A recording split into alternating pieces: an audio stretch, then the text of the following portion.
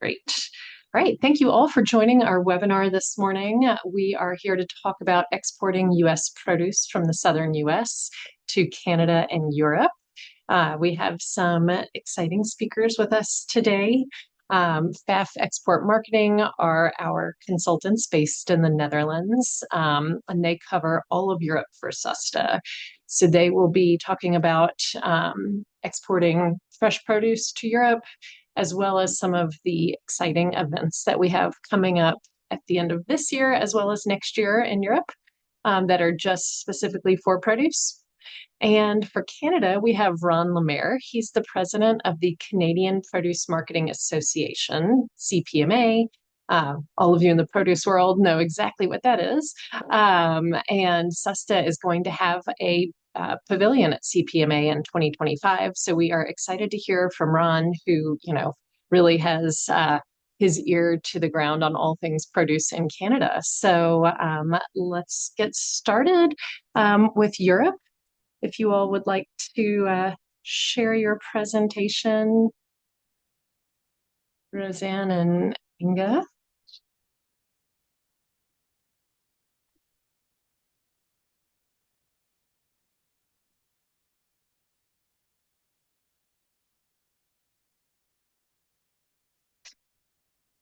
I guess you're seeing my screen, right? Yes, but we're seeing it's not full screen yet. Hold on. Sorry about that. Okay.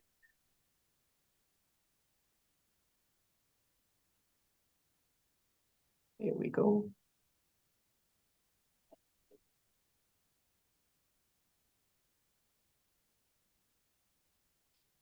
No, we're still seeing the first two slides. No, it's Just,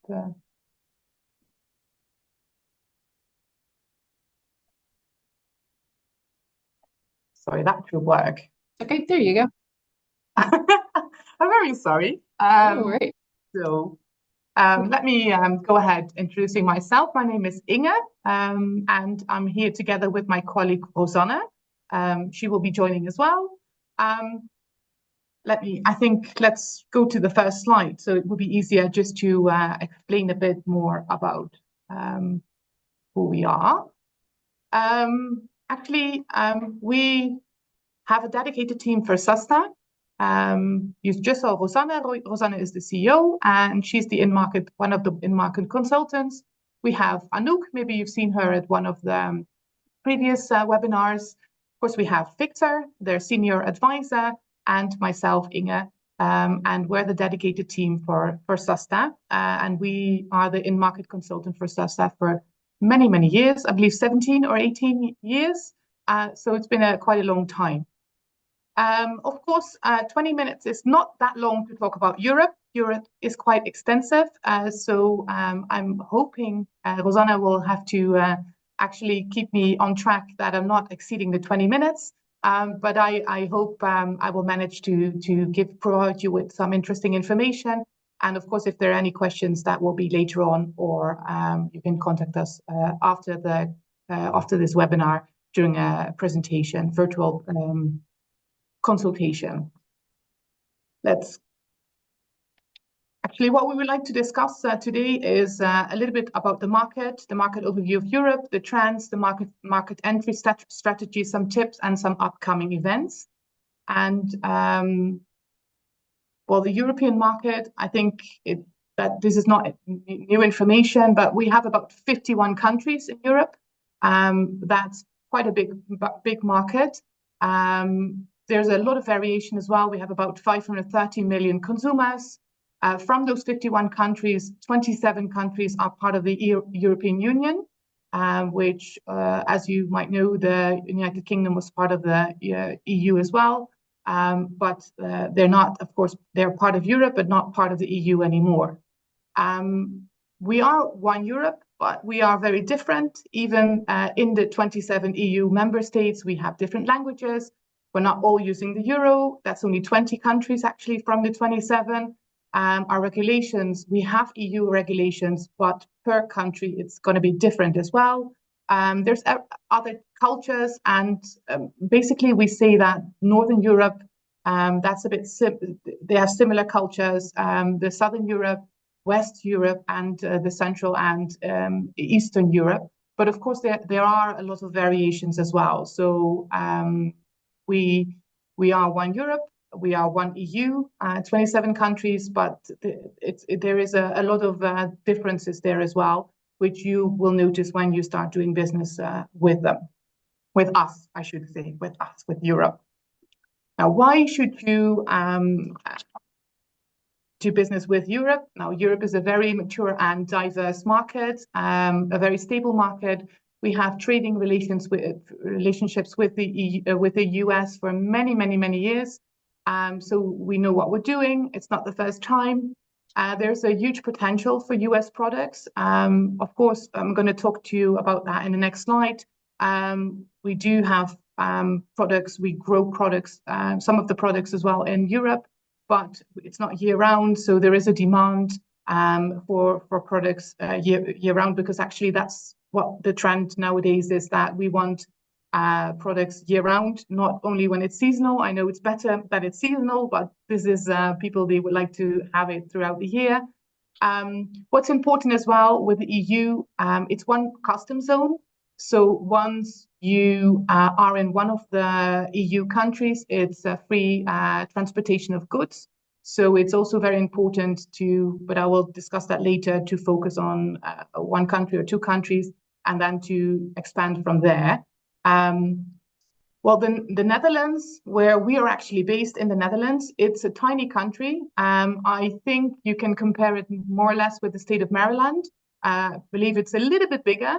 But knowing that, you will realize that we are quite small, but we are quite big in logistics, in trading relationships. Actually, they call the Netherlands the gateway to Europe, because we are really a hub for importing a lot of goods and also fresh produce via the Netherlands to the rest of Europe. And actually, we have strong currency, so it's a very mature market. And what's important to know as well, that from we produce about 55 million tons of fruit and vegetables per year, and that's about 40% of the global average annual trade per year. So that's quite considerate for Europe. One of the slides I would like to share with you is the export to Europe from the US. It's actually in thousands of dollars. You see that there is a drop, of course, in the years with COVID.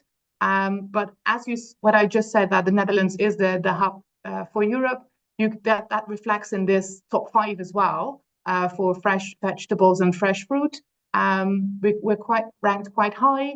And giving you an impression of actually the products in fresh vegetables and fresh fruit, you would think that actually the highest one is sweet potatoes, and we have asparagus, onions, lettuce, sweet corn, and then in fruit it's grapefruit, mango, grapes, cranberries, other berries as well. So those are kind of the main products in the countries which are reflected on this slide.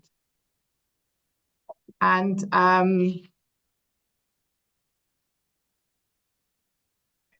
let me see. It's hold on. It's not gonna. What's important to say as well is that there is, of course, competition. We have some trends which I'm going to discuss with you later on. But of course, we, as I said before, we produce fruit and vegetables in Europe. But there is quite a big variation in terms of, in some countries in the south, they have longer seasons than countries in the north. We have, but we also have, for example, a lot of greenhouses, which are there is some discussion about that, because greenhouses is good to provide produce throughout the year. But of course, the energy costs are high. There is a question of sustainability. We don't have products produced throughout the year, and we certainly don't have all of the products which we would like to have for the European market. So it's very important to import as well. And of course, US is one of the important countries, but we also have, of course, South America, Closer to Europe would be Morocco, Turkey, Egypt. And of course, some of the countries will not be your competition because it's going to be totally different products, like let's say bananas or some other type of products. But this is so it's actually very important to look at what is your produce and what is your competition in that produce group actually. So, and these countries are based on the export figures, which from to Europe. Then the trends and developments, we have, of course, organic. The number of organic is actually, it's growing. It's becoming more and more important. It's about 8 to 10% market share for vegetables. For fruit, it varies a little bit. But for example, for berries, it's about 25% market share. That's organic. What's a very important trend as well is, of course, the packaging. As you know, might have heard, we have the single-use ban of plastic. In some countries, like in France, actually, they are even more strict. So fruit and vegetables are not allowed to be in plastic. They're not allowed to have the stickers on it unless it's made of biodisposable material. So those are very important things to look at. So if you are investigating which market you would like to deliver to or do business with, it's very important to know what kind of regulations apply to that country or countries. And well, healthy lifestyle, that's not a new trend, but it has been like that for many years, but it's becoming more and more important. Also, more people becoming vegetarian, vegan. So that's something it's increasing a lot. People would like to have fresh produce instead of processed meat or processed products. So it's very important. And the pesticides, I'll come to that later as well. But it's very important to look into that because the European Union has quite a list with regulations about pesticides, and that varies every day. So as soon as you would like to go more into detail about that, it's very important to look at that. Because, for example, if you would do business with, if you are delivering and you're not applying to the correct regulations, there will be a fine, and that's not something you would like to have. So it's very important to look into that.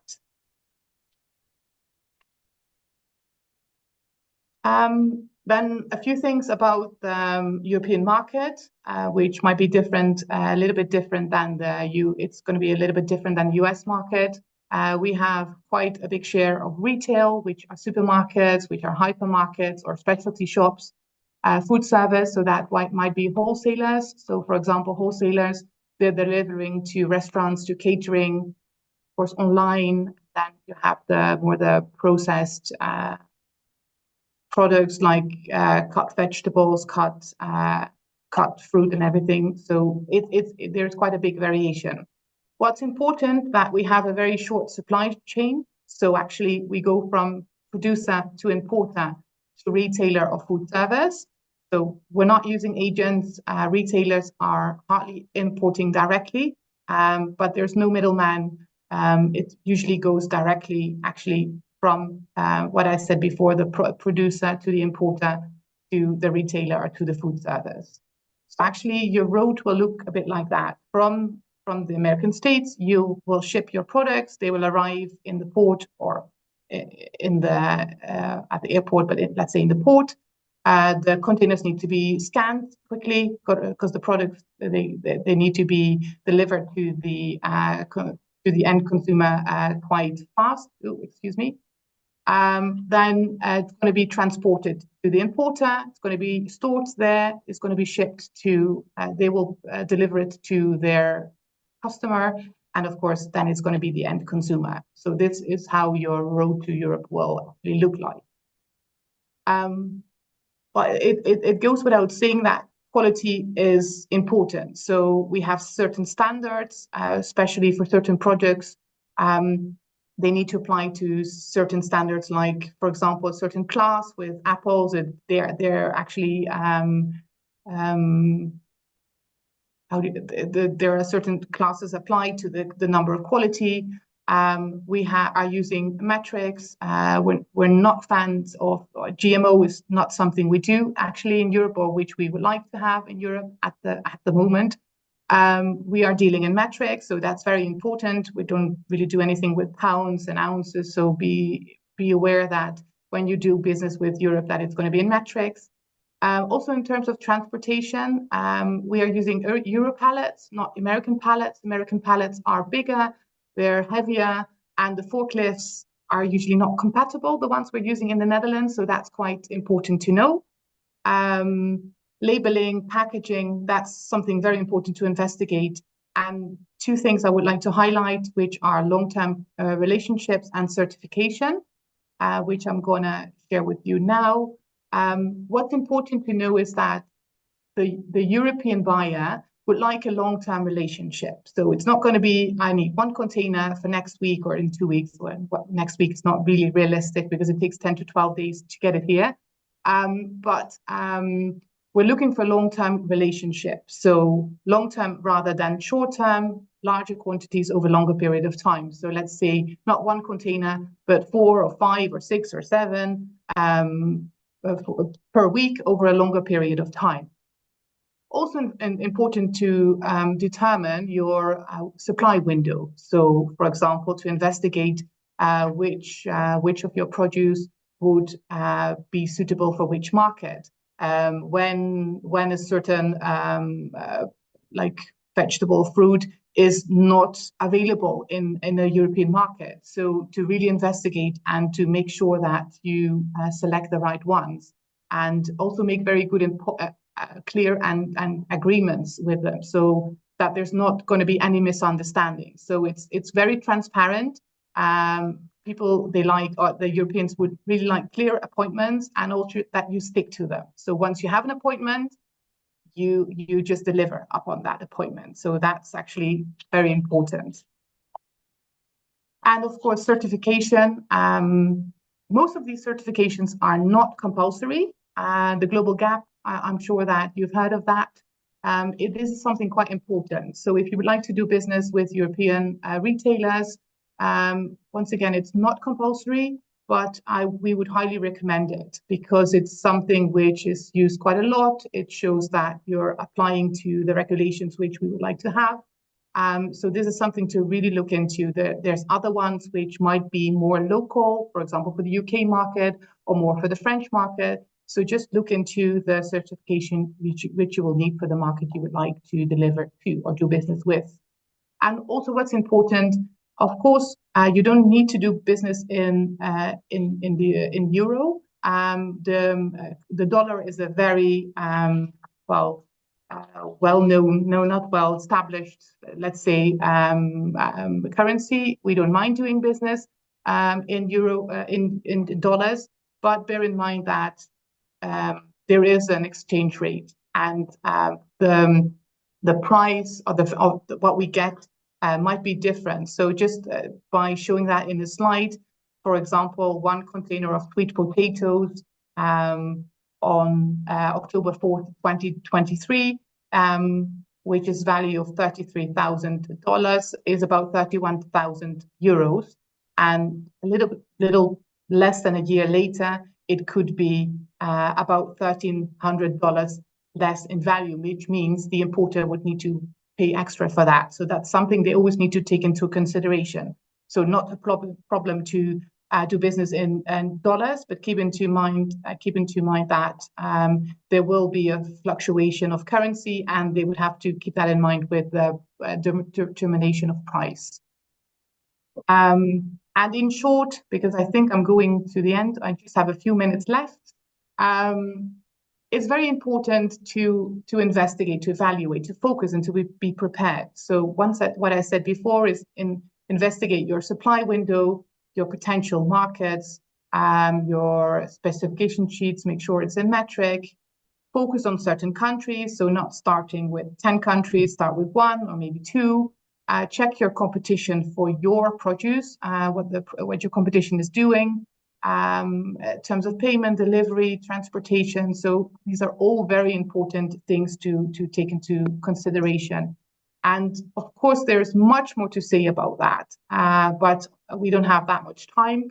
So you could, I'm going to the next slide, you could, but on SUSTA's website, you could also schedule a virtual consultation with us to go into more depth about certain questions you may have. So that would be easier just to do a one-on-one virtual consultation with us. Almost at the end, just the top 5.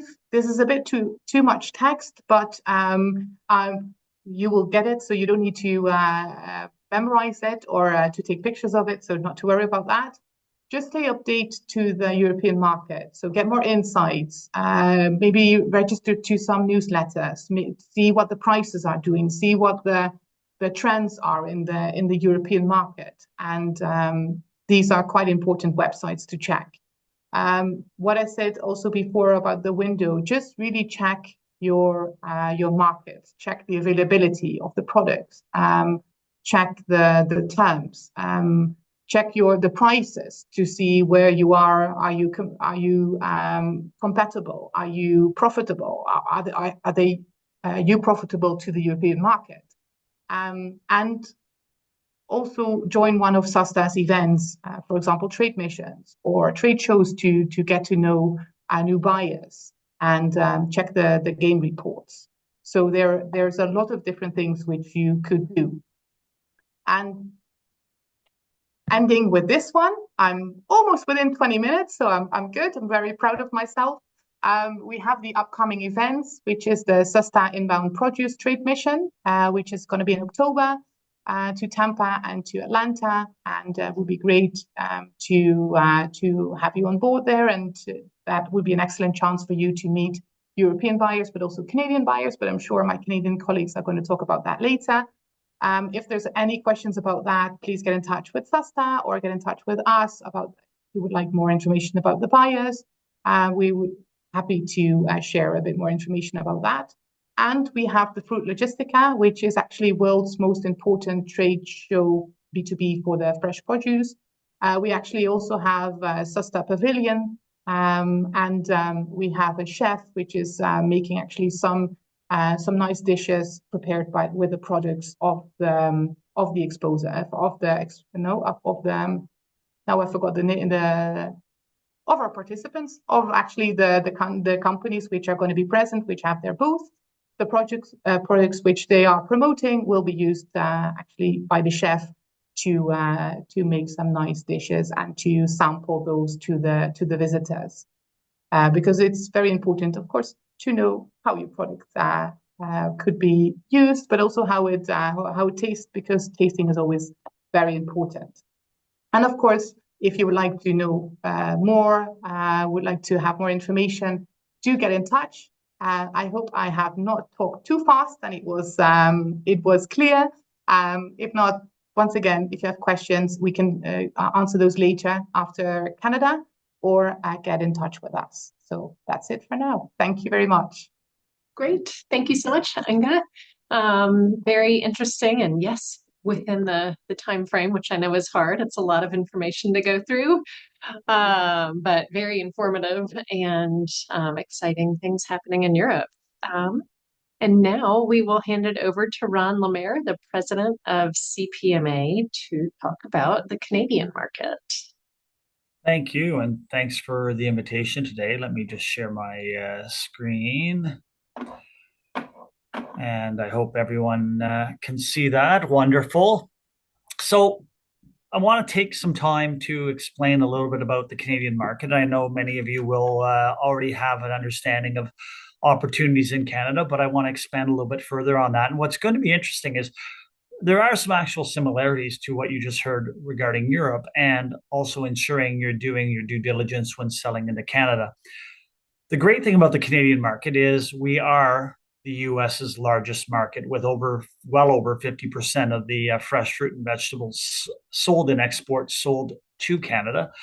And there's a lot of great reasons for that. And especially coming out of the pandemic, we've seen a massive trend towards friendshoring and nearshoring on our trade patterns. And I'll talk a little bit about that in the positive nature, but also in the competitive nature that everyone should be aware of what the market looks like. So today's presentation, I'm going to take some time to look at the essentials that you need to know to cover off your market opportunities, looking at the quality standards, logistics, the trade agreements, the marketing, also the relationship that you just heard talked about through the European example as well. But who is CPMA? Well, many of you should know us if you've already done business in Canada. We are a 100-year trade association celebrating our 100th anniversary next year. And we're in place to help you develop the market and run from everything to meeting the right people to advocating for you on behalf of your needs with government, ensuring product flows effectively, no issues at the border, as well as providing educational tools that can support you in your business.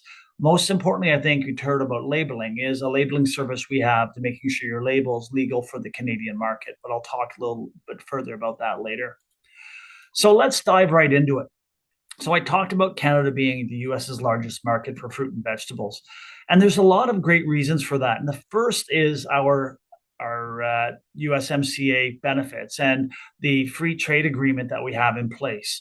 Why I bring this up today is in 2026, we will begin a review. And it's essential that we look at that together as Canada and the US to ensure that we don't put any unintentional trade barriers in place. Right now, we operate in a free trade environment, and that is key to ensure we maintain and drive forward. The other pieces that we need to make sure, as we heard through the European model, similarly, is making sure when you're trading with Canada that you understand the appropriate certification, the appropriate commercial documentation at the border, and other trade documentation that you need when you do ship to the country. There are some basic elements that we have to start with, and it comes back to understanding what the phytosanitary requirements are, understanding what the compliance, example on blueberries, making sure you have the right phytos, making sure that on any shipment you're free of any plant materials, soil, and those are the simple things. And I know everyone's probably sitting there going, of course, we ship, we clean, we make sure it's going across the border, but you'd be amazed at how many calls we get with product that does have dirt trace, and we need to make sure that that is not present because the product will be held up at the border and great product may not meet the destination.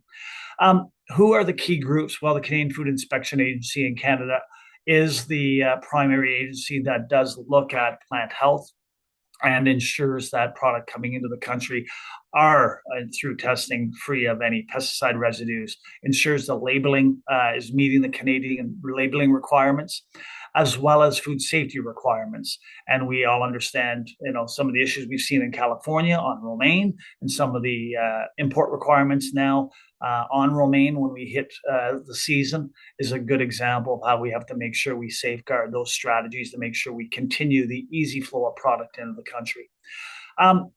Under the Safe Food for Canadian regulation, importers are required to ensure that you are following the appropriate traceability, food safety, and ensuring that you are selling and importing as a license holder under the DRC. And again, the DRC Dispute Resolution Corporation, I'll talk further about the benefits of that at the end of the presentation. Now, as we look at the Canadian market, quality is key, and I'll talk about that as a consumer perspective, but as a buyer, you have to ensure that you're meeting criteria associated to the buyer requirements. That those requirements should be clearly articulated in your contractual relationship with the Canadian buyer. And you're going to be looking at everything from size, ripeness, absence of defects. And those are fundamental relative to making sure that, again, you don't have an issue once the product lands. Now, when we look at packaging, we need to ensure we're using the right package for the right product coming into the market. And we heard of the European environment where single-use packaging is being reviewed and looked at under a regulatory framework. Similarly, in Canada, we have a similar approach, yet it is on hold, and I'll talk about that later because of a legal challenge to the regulatory framework here in Canada. But that's not to say you shouldn't be doing your due diligence to make sure you have the right packaging for the product to meet the customer demand and the consumer demand in the country. Now, we talk about demand. What do Canadians want? What are the varieties? We talk about competition. Because coming out of the pandemic, we've seen buyers looking, especially around Mother Nature challenges, looking at wildfires, looking at weather incidences, looking at the challenges on logistics we've experienced in the last 5 years. Buyers are now looking at diversity of how they meet consumer demand year round. And because we don't grow in the winter in Canada, and that's a big reason why the US is such a strong market for us to import from, the key is also recognizing that Mexico, Peru, Colombia, and other jurisdictions are being looked at by buyers to ensure they fit the gaps throughout the year. As SUSTA members, you need to recognize this and understand that competitive lens. The other side is also organic and conventional. We do have a strong organic market. The pandemic and food inflation has impacted the sale of organic slightly, but that is moving into a rebound. Organic has stabilized because of population growth in Canada, which is important to recognize. And as we continue forward with that growth in population, we also will see, hopefully, organic continue to build through the market as food inflation declines. Now, seasonal considerations. You have to look at what is being grown, and I'll talk about the domestic market and what Canadians are looking for year round. Now, who are you selling to? Well, we have a unique Canadian environment. It's basically broken down into 3 regions, West, Central, and East. So West being Saskatchewan, Alberta, and British Columbia, Central being Ontario, and then East being Quebec through to the Maritimes. But it's a very diversified and complex retail environment. If you look at the number of food retailers across the country in a 40 million person population, there are actually quite a few, but it's spread out a very large geography and a very narrow band across the Canada-US border. Those retail buyers include this diversified group. And what's slightly different than the European model is, depending on your size and scope selling into the Canadian market, you may want to go through a wholesaler importer in either West, Central, or East that can manage the product. Because what these bodies can do, if you're not selling direct to a major retailer, is they can manage the product if it does arrive with a defect. They can help repack and find destinations for it without a dramatic impact to your sales. And at the same time, work with you as a partner to build and develop that main retail market. The independent market is also quite strong, and they rely heavily on the importers and the wholesalers to develop and expand their product base. Now, looking at direct retail, though, huge opportunity. There are only 5 major retailers across the country, and then a couple other big national retailers. So you need to recognize that competitiveness is a very, very, very challenging market for a lot of the exporters to Canada. Whereas they're looking at the quality spec, they're looking at the price specification, and trying to meet those needs are key to make sure you are satisfying the Canadian buyer and the Canadian consumer. Now, what's shifted in the market? Well, food inflation still exists in Canada, and it's driving Canadians to shop at more value-added stores. We've seen a trend from 2021 all the way now to 2024. This graph shows almost the end of 2023. But it's similar today, where we're seeing the value-added stores very much still strong in market opportunity. Canadians are looking for value, they're looking for price, and we've been able to provide it, but it's something we need to recognize when we're selling. Now, we're starting to see a rebound, but that rebound is not as dramatic as we had hoped by this point in 2024. As you see, the mass and discount stores are still about 72% of preferred format, where you're looking at your conventional and independents around that 28 mark. So the shifting that we're starting to see is rebounding a little bit, but we still have, I would anticipate, another good year before we see a massive shift back to consumers to their traditional buying patterns. Why is that? Well, let's dive quickly into the Canadian consumer. Right now in Canada, we have a wide range of products, but these products are only available domestically through a very narrow growing season, from summer through fall, spring, summer, and fall. But as you see in a diversity of products in our top 20 products in Canada, we have a range of products that we don't grow. especially when we look at the table grape program, the citrus program. We look at a lot of the blueberries year-round, avocados, the watermelon program, and looking at the vegetables, a range of products that we import through our winter months. These are the opportunities for you and how you fit and dive into shoulder seasons, but at the same time, look at those key market gaps that we have in the country. When we look at production, apples, cranberries, low bush blueberries, the grapes are wine grapes and a very small grouping of table grapes, not traditional to the varieties that you see out of the Western US markets. But when you start looking at the strawberry market and you start looking at peaches and other strong programs, the SUSTA membership has huge opportunity here on developing and growing the Canadian market base. Likewise, on vegetables, range of products grown domestically, but again, seasonal. And how do you meet the other ends of those shoulders and also other market gaps that we see through the year? Now, consumer. Consumer is looking for price still. This is the hangover from where we saw food inflation hitting the Canadian market. Traditionally, we'd see quality as number one and price slightly behind it. Now, price is a number one driver. Repeat purchases, though, the positive thing is we're seeing taste being the number one process. So, in short, don't put product into the market that doesn't have the right taste profile. You may get that first sale, but that repeat purchase is key. And we're seeing the taste and then price shortly there behind it is fundamental in understanding the Canadian consumer behavior. And then quality, of course, coming in, shelf life, people looking to get as much out of the products as possible. This is another example in Q2 of this year, reinforcing what I've just outlined. Now, we are a very diversified cultural mosaic across the country. And whether you're looking at the Hispanic community, the Asian community, the Black community, or the white community, there's a drive towards commodities, and there's a slight variance across the board in each ethnic community. The recognition is recognizing selling in either Eastern Canada, Central, or West, and the diversity of those cultures within each of these areas, and how you meet the market needs with your products in those geographies.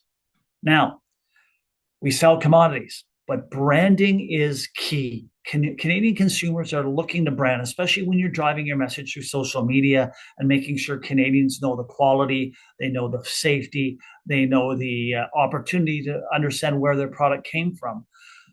Your brand can help drive your products, and how you do that on a social media or a consumer level is fundamental and will also help reinforce your support to the Canadian buy community, looking at ensuring they're putting product in the market that will be successful.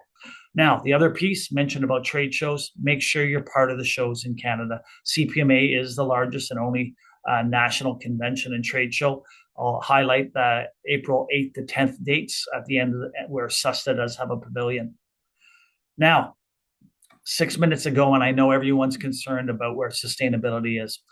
There's a couple big pieces happening right now, and a big part is your demands by buyers around having sustainable certifications. And it's where we were back in early 2000, late 1998. I started within the association back in 1998, and at that point in time, food safety, we looked at the various programs, were all over the map. We are in that same boat now in sustainability, and the need to harmonize and create a standardized approach on sustainability standards is key. Otherwise, the grower, packer, shipper is going to have to handle multiple certifications at multiple costs, multiple audits, which isn't the way to go on finding that efficiencies in the market. So CPMA, working with the global produce community, is trying to drive forward with a group called the International Federation of Produce Standards on trying to bring forward something like GFSI. And find that common sustainability standard that everyone can work to. Now, looking at other certifications, you hear Global GAP, whether you have Canada GAP coming into the country, those are fundamental. Primus, under our Safe Food for Canadian regulations, you do require to have a certification, and your buyer will be asking you for that certification coming into the country, showing best practice and how you grow and pack and ship. Now, when you look at packaging, I want to talk around We mentioned we have a pause on the elimination of single-use plastics until we understand where a court challenge is on how the regulations were used. We'll know about this in the fall. But that doesn't mean the Canadian government will not still move forward on some type of approach to minimize or eliminate single-use plastics in produce.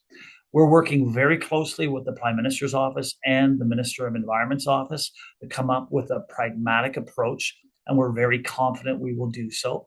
We've created this online platform, which can provide you guidance on how to create a sustainable package, not only for produce, but all food. And it is functional for Canada, and actually looking at a sustainable package that could be leveraged in other parts of the world. So please use this tool to understand what you could do. But more importantly, what we're doing for the Canadian market, stay abreast with updates from CPMA on where we are going relative to any regulatory actions on the Canadian landscape in the next 4 to 6 months. Now, quick snapshot wrapping up on doing business in Canada. There is a key checklist that you need to go through, and that key checklist looks at ensuring you understand what the requirements are under the Safe Food for Canadian regs. Only sell to a member of the Dispute Resolution Corporation, because those are individuals that are licensed under the Safe Food for Canadian regs to import product into Canada. Additionally, there is a mechanism under the DRC similar to what you have under PACA to deal with mediation, arbitration, and disputes on the quality and the contractual relationship with your buyer. I would also suggest you be a member of the DRC as you gain more power. It's a voluntary registration if you would like to be a member. On top of that, make sure you're meeting grade requirements. Make sure your labeling is appropriate. And look at other considerations. Make sure you're using PTI as an example to make sure that you can function in a traceback environment in the right way if a recall is required, in addition to ensuring meeting the Canadian regulatory environment as well. Other tools we have, doing business in Canada, tools that are online available to members. More than happy to share those if you access the member portal. But the key piece here is making sure you understand all of the key requirements under the regulations. And that's something CPMA does to help you navigate that as we move forward. As I mentioned, the DRC, make sure you sell to a member and make sure you consider membership. And as always, be present. You heard the European conversation about having a relationship. Canadian buyers want to know who you are. They want to visit your fields. They want to know they can trust you. They want to know the living, breathing product that you put so much time into can leave your facility the right temperature in the right truck with the right logistics strategy to get to Canada in the right quality and with the right taste and all the profiles the Canadian public want to hopefully sell more of your product in Canada. Come to the convention, make sure you meet the buyers face-to-face and build those relationships. Wrapping up, you know what? There's so many elements that you need to handle in business today. At the end of it all, use the tools available to you. Use the tools through SUSTA. Use the tools that you just heard through the European market, and leverage what you can through CPMA to help you build the relationships, understand the challenges and barriers if there are any, and help you find those market opportunities, whether East, Central, or West, or national, to expand your trade in a market that is your next door neighbor. And that is it. Feel free to email me if you have any questions. Oh, great. Thanks so much for providing your contact info, Ron. That is awesome. And thank you for your wonderful presentation. That was quite comprehensive for all of our produce companies. I get out of the share. There we go. Perfect. While we wait to see if anybody has questions, I was going to go ahead and pull up our website so people can see exactly where they can find all of our events, including the upcoming trade missions. So if you are on our homepage, you just click on events here. You'll see everything that's coming up. A lot of these have registrations that have passed. But here we have our Canada and Europe trade missions to Florida and the Global Produce Show. You have to register for each of these separately, and each one is $12.50. Quite the bargain. But these will take place in Tampa and in Atlanta, the um, at the Produce Show in Atlanta. And so that is mid-October. We hope you can make it to those trade missions. And then next week, starting on August 15th, we will start opening up our 2025 trade events. So keep an eye out for Fruit Logistica, which is in February next year, and for CPMA, which is in April next year. And I'm sure there will be other produce specific events. But, a lot of our other trade shows and trade missions, even if they are not specific for the produce industry, produce companies are welcome to participate in those as well. So we hope to see you at some of those exciting events. Well, let's see. Oh, just somebody said thank you. Okay, well, I am not seeing any questions come in. I guess you all answered them all. But thank you so much for being here and for those wonderful presentations. And thanks to all of our participants who joined. I will be posting the recording of this webinar as well as the PDFs of the presentations into the past webinars page of SUSTA's website, which is here in case anybody's curious. So you'll see the recording and the presentations there later today, and I'll shoot you an email when that is up and ready to go. Thank you all so much, and we hope to see you soon. Take care. Bye-bye.